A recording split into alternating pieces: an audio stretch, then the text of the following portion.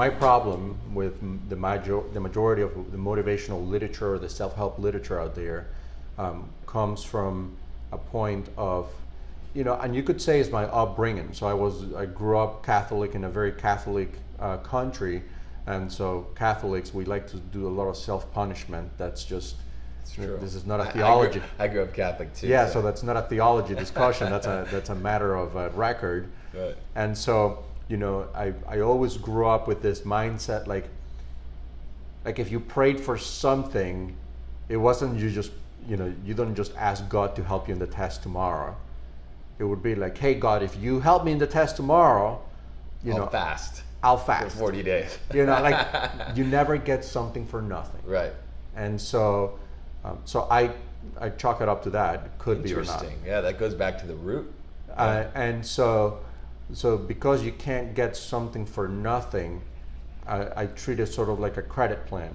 I try to up my suffering significantly because I think it helps me with clarity. Wow. And it's very proven that when you exercise, there's endorphins and dopamine and all these chemicals that get released. If you could bottle up the thing that you feel after a really hard workout, everybody would take that pill. Right.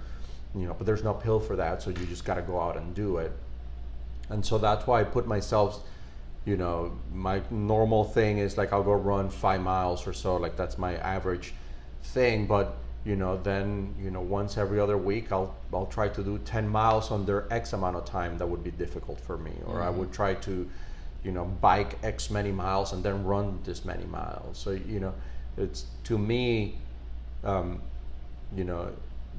we are almost too much in a comfortable spot in society, and for me it helps balance and reset my mind to go out and go through that struggle, because one of the things about running is that everyone can do it.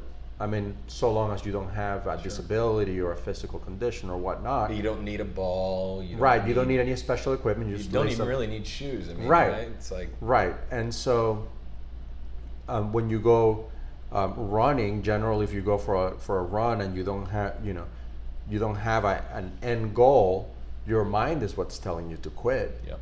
Way before your physical, way before your legs or your endurance or anything, it's your mind.